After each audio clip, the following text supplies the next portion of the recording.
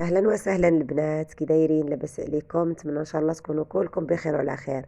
مرحبا بكم معايا في فيديو جديد، وهذه المره في الحلوه ديال العيد البنات اللي بزاف ديال البنات طلبوها مني. واخا عيانه ومريضه، شفتوا هذا رمضان كامل ما كنتش كنبارطاجي معكم فيديوهات، وغير الهضره ديالي يا البنات تعطيكم الخبر باللي اختكم عيانه.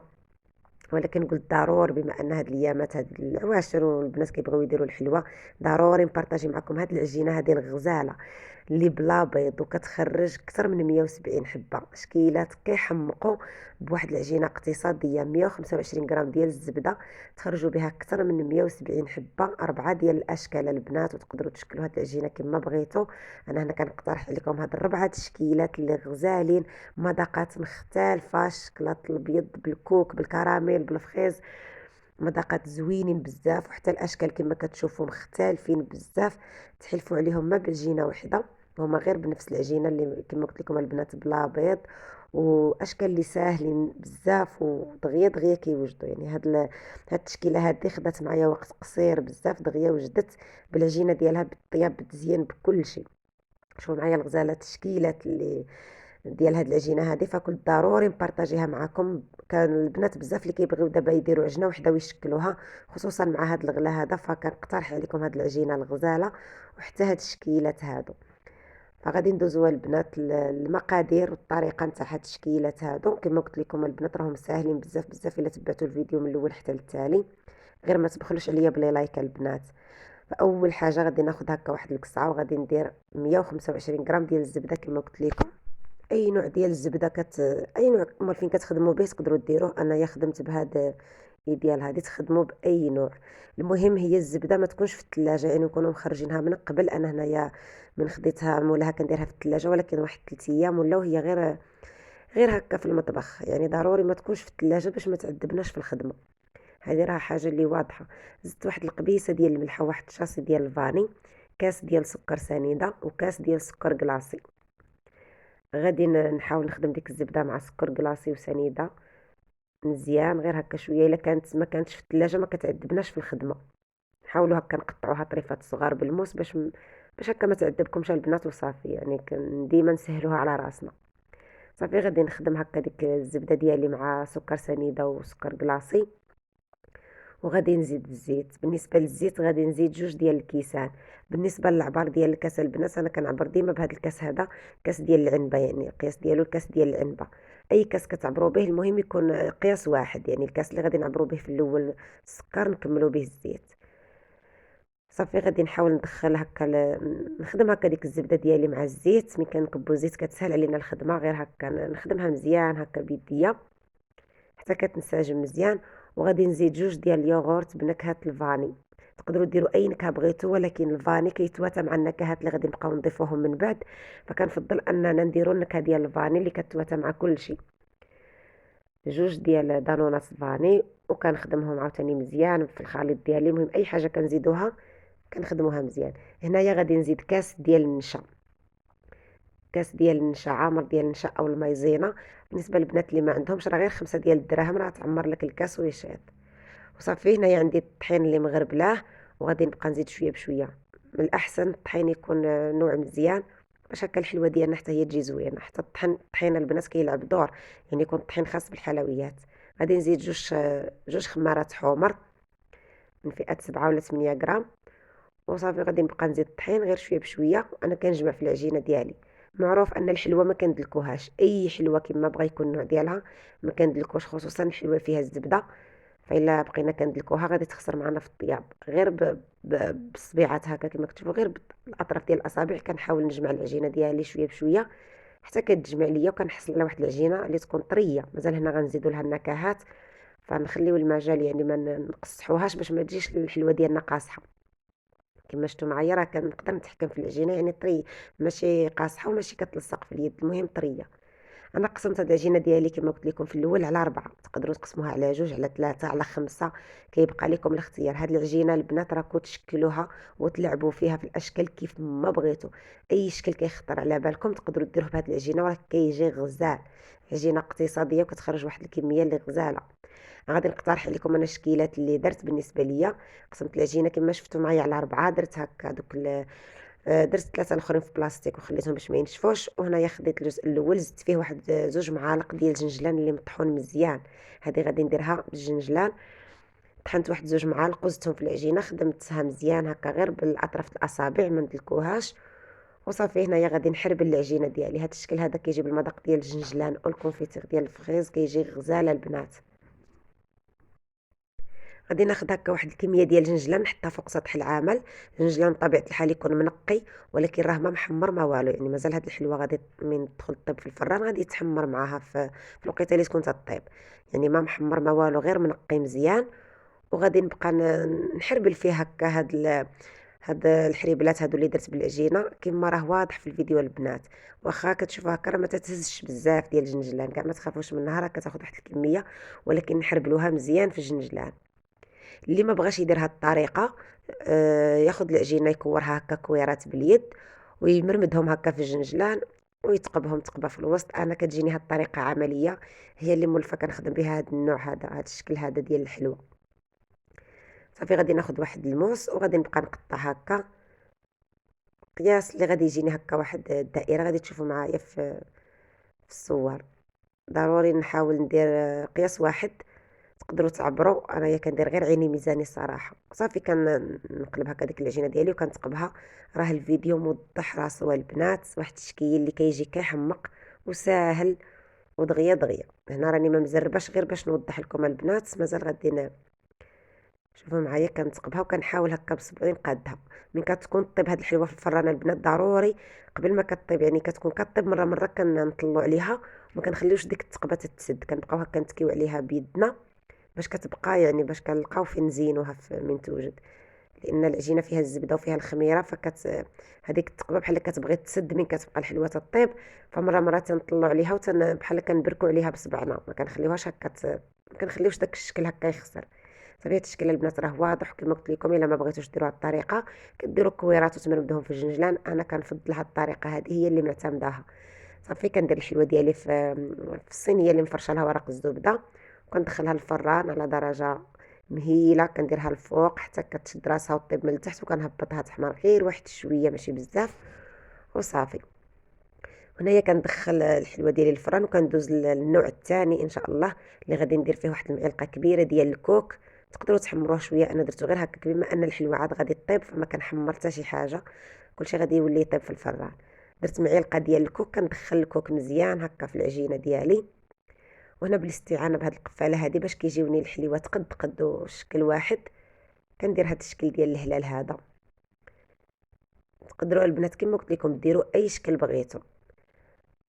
صراحه ملي كنستعمل هاد القفاله ديال القرعه كيجيوني الشكيلات كاملين قد قد ونفس الشكل.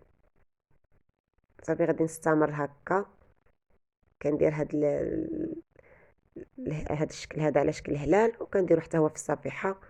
وكذلك غادي ندخلو الفران النار مهيله، كنديرو غير الفوق حتى كيشد راسو، كنهبطو لتحت. هذا ما غاديش نخليه يحمر بزاف حيت غادي ندير له الشكلاط الابيض، وباش يشد ليا فيه ما خصوش يكون حمر بزاف.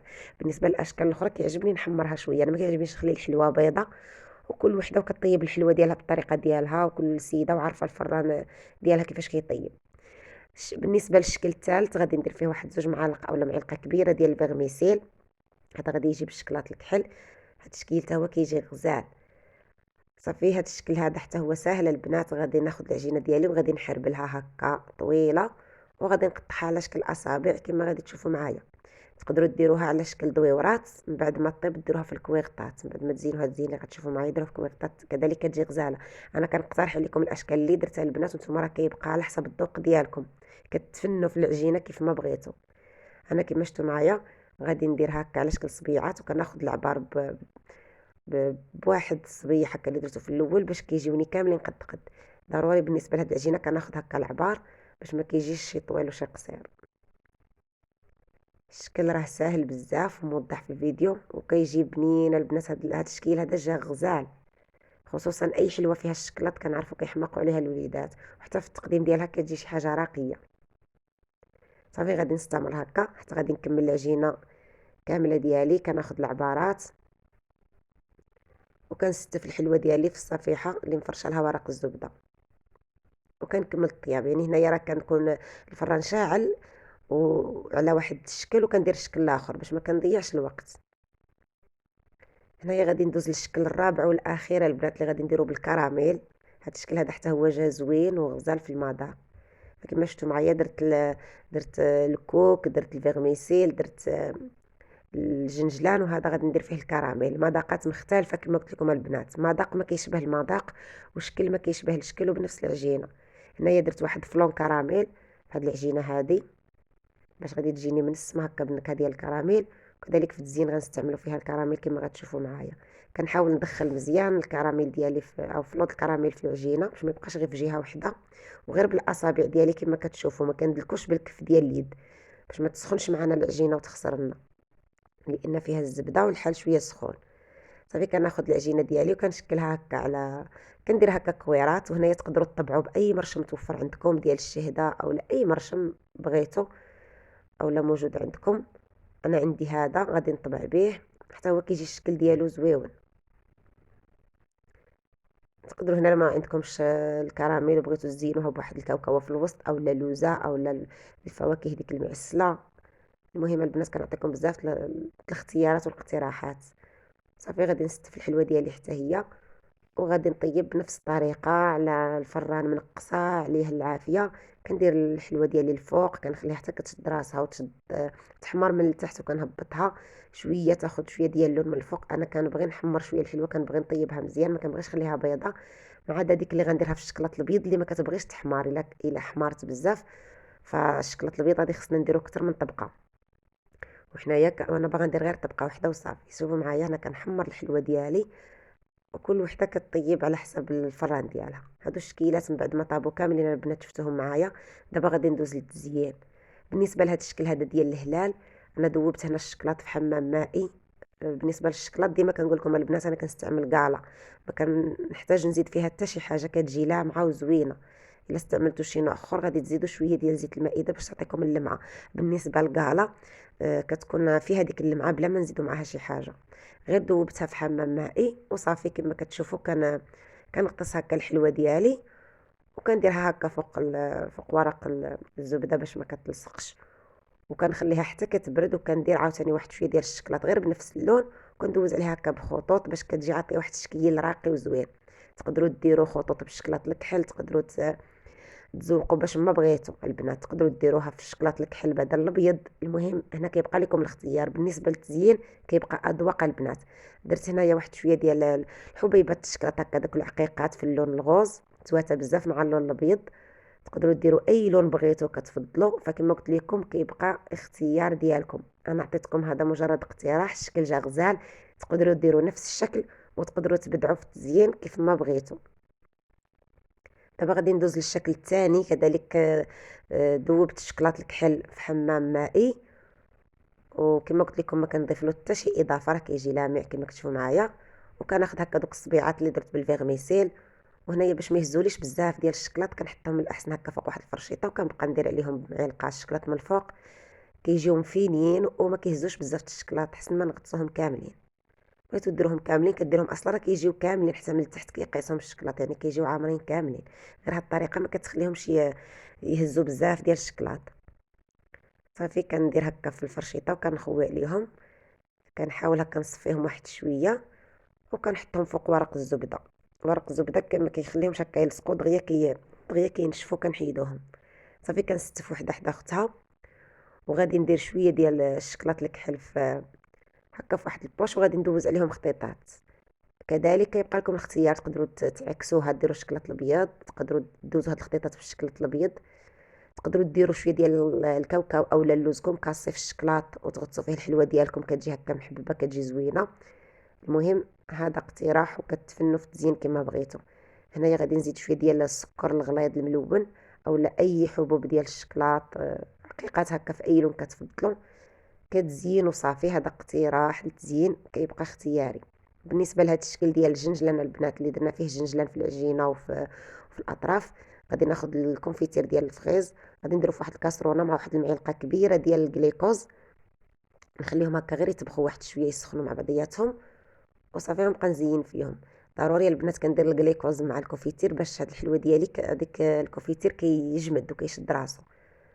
ما كيبقاش هكا سائل. الا درنا غير الكونفيتير بوحدو، فالحلوه ديالنا الا بغينا نديرو فيها غير الكونفيتير غنزينوها تنبغيو نقدموها، لان الا بغينا نجمعوها في شي بواطه فغادي ترون. الا وحده قاصت وحده وداك الكونفيتير يتزلع، فكندير الكليكوز باش ديك الكونفيتير كيشد راسو. واخا كنجمعو الحلوه ديالنا نمونطيوها هكا في شي سوبيره ما كتخسرش، ما كيخسرش الشكل ديالها، وما كتتزلعش على بعضياتها وتوسخ. صافي كنخليها على جنب ينشف هذاك الكونفيتير. وبالنسبه لهذا الشكل هذا غادي نزينو بصلصه الكراميل. البنات بالنسبه لصلصه الكراميل انا راني شريتها جاهزه، وبالنسبه لا بغيتو ديروها في الدار راه عندي في القناه الطريقه ديالها، قولوها لي نخلي لكم الرابط ديالها تقدروا ديروها في الدار. انا لضيق الوقت فخديتها هكا جاهزه، درتها هكا في هذا البوش باش يسهل عليا الخدمه، وعمرت بهذوك التقيبات ديالي. شوفوا معايا البنات، هنايا ساليت التشكيلات ديالي كاملين. شوفوا معايا الشكل النهائي ديالهم، جاو غزالين كيحمقوا، منظر راقي. هنا البنات راني غير جامعاهم، غادي عاد نونطيهم في بلاطو تشوفوا الشكل ديالهم. شوفوا معايا هاد التشكيل هذا ديال الكوك والشكلاط الابيض، وهاد العقيقات في الغوز جا كيحمق، جا راقي بزاف. كذلك هذا اللي بالكراميل، جينا فيه نكهه الكراميل وزيناه بصلصه الكراميل، جا غزال.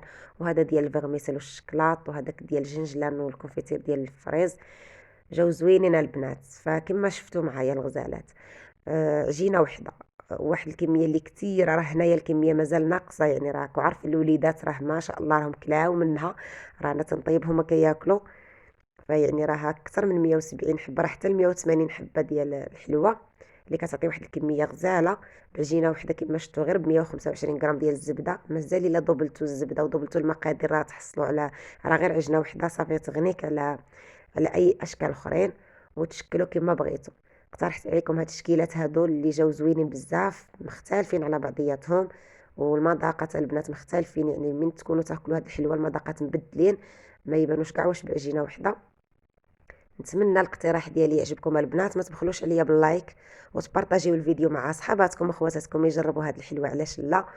وعواشركم مبروك البنات، وان شاء الله الا الفيديو لقى التفاعل غادي نحط لكم تشكيلات اخرى. كما العاده غنقول لكم تسناوني في فيديو جديد ان شاء الله.